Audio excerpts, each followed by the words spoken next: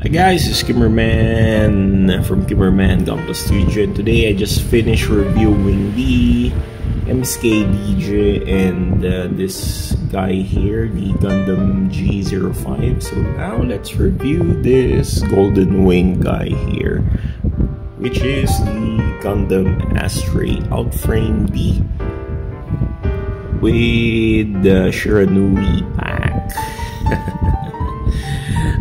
Honestly speaking, the Shiranui pack is not his original backpack, because this is a spare for my Akatsuki Gundam No Grade 1100. Since I used already the Owashi pack, the Shiranui pack here doesn't have anything to latch on. So originally I placed this Shiranui on my they call this Gundam Eclipse, but it adds further back heaviness, which might broke its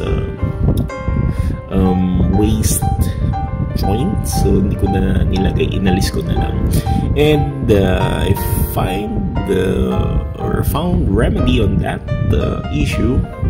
I used the backpack of this Astray Outframe D on my Gundam Eclipse, and I exchanged this Shiranui pack on this guy, and for me it suits. Yes, ganda, diba? Kasi nababaduyan lang ako sa dating talaga nitong itong Astray Outframe D. Wala talaga siyang dating. Even though it's a P Bandai, ang mahal ko nabili nga ito for about 3,800. Less na yun. Originally, the price of this is 4,000, but I discounted 200 pesos. Ang nangyari is, hindi ako nasulitan sa kitna to. Ang dami niyang excess parts, para akong nalugi pa. Kasi yung excess parts niya, hindi naman talaga belonged to this guy, and I don't like buying P Bandai anymore for master grades, kasi lahat ng parts ng P Bandai, mostly lahat ng parts doon ay excess at hindi naman talaga included for the kit. So ayun nga, nang hinayang lang ako, and the kit itself is not that appealing. Meron lang siyang backpack dito na yung may excess arms where you can attach the camera and the rifle dun sa excess arms na yun, or extra arm, and meron siyang melee weapon na mukhang axe or pang ice pick, ganun. Medyo baduy, napaka-off ng kanyang dating, and sa lahat yata ng Astray kits, hindi ito masyadong pansinin. So this Outframe D, although this is Astray, mas walang appeal. Siya yung Astray na walang appeal. So what I did is I include this Shiranui pack para naman magkaroon siya ng forma, di ba? Buti na lang bagay sa kanya, kasya sa kanya, fit. Anyway, the Shiranui pack here, actually, pwede naman sa kahit anong seed kits na may ganitong peg hole sa likod. Ayan, mag-fit yan. Actually, pwede nga to sa pwede to sa Ale Strike eh. Pero syempre, mas gusto ko yung Ale Striker pack doon. And ang hindi lang pwede pala dito kay Astray Outframe, yung Owashi pack. Because the Owashi pack, meron siyang structure na latch dapat dito sa shoulder, pero iba kasing shoulder ni Astray Outframe D eh. Medyo tatamaan niya to, hindi na mag-fit. Okay, so let's go with this kit here na napakasimple lang. So ang weapon talaga ng kit na ito ay dalawa lang yung main weapon niya. This rifle here, which is very unique. I really like the rifle. Ayan, teka. I really like the rifle. Kakaiba. Stick, diba? Yung magazine niya, unfortunately, dito natatanggal. So this is just two parts clamped together and yan applied with this plastic here and this one here. So wala, hindi siya natatanggal eh. Ganito lang siya talaga.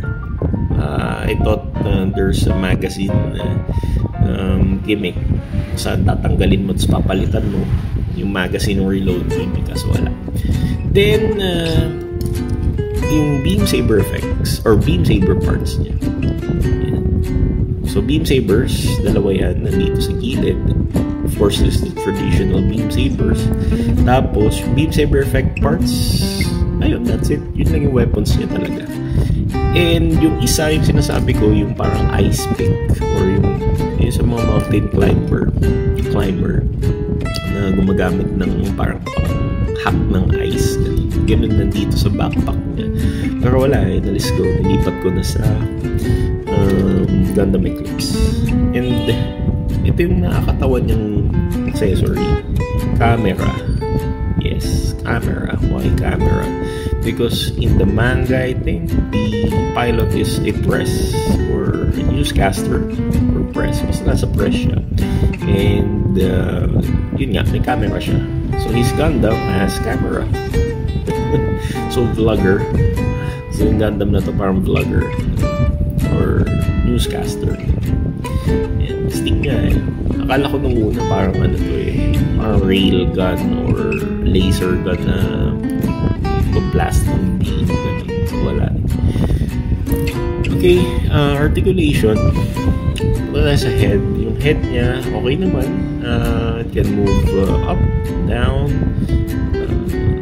Yan, pwedeng humilig pa right, humilig pa left. And it can rotate 360 degrees, but ayan, yun lang, may mga parts kasi na pwedeng tumama sa kanyang baba. Ayan.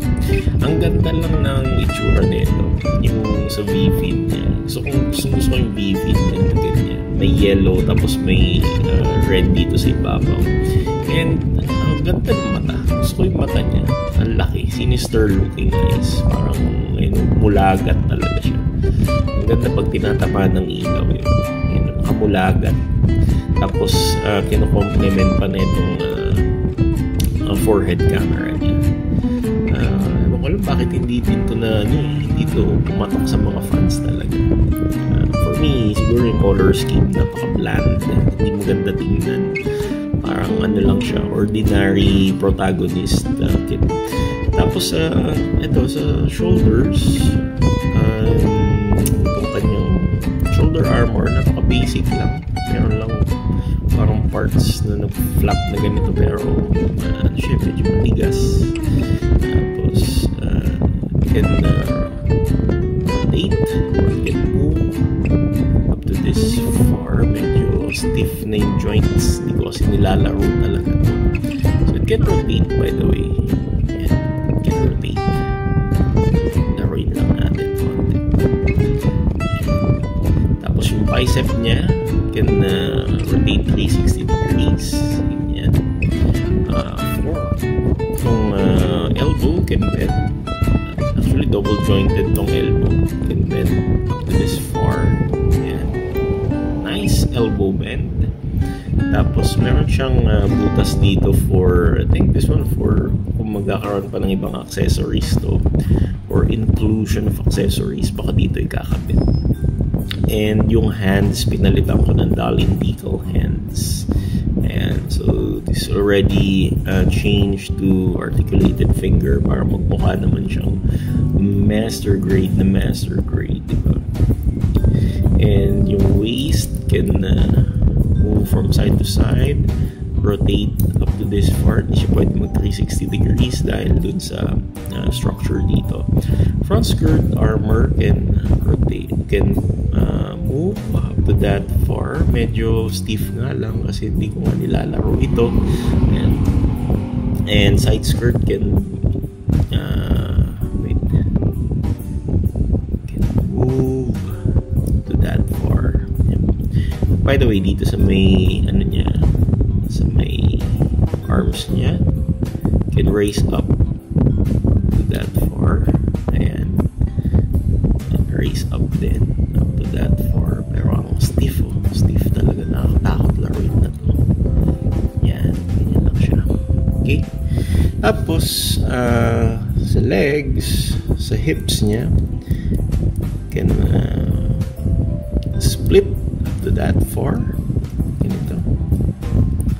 Ayan. Medyo malaki din yung pag-split niya, pero syempre tatama dito sa may side skirt, tatanggal siya. So, can kick back up to that far. Double siya, may parang hinge pa yung waist niya dito eh. Pwedeng bumaba, pwedeng umakyat. Can kick front up to this far. Oops, yun lang, nakakatakot. Anyway, yun. Okay. Tapos pwede siya mag-bend yung knees up to this far, double jointed knees. And ayun, meron siyang gimmick dun, no? May lumalabas na structure dun. Okay. And for the feet, ayoko lang yung tsura ng paa nito kasi parang siyang nakatingkayan. Hindi ko talaga pangit. Tapos yung armor niya dito, ayun, ganun siya sa foot armor. Ayan.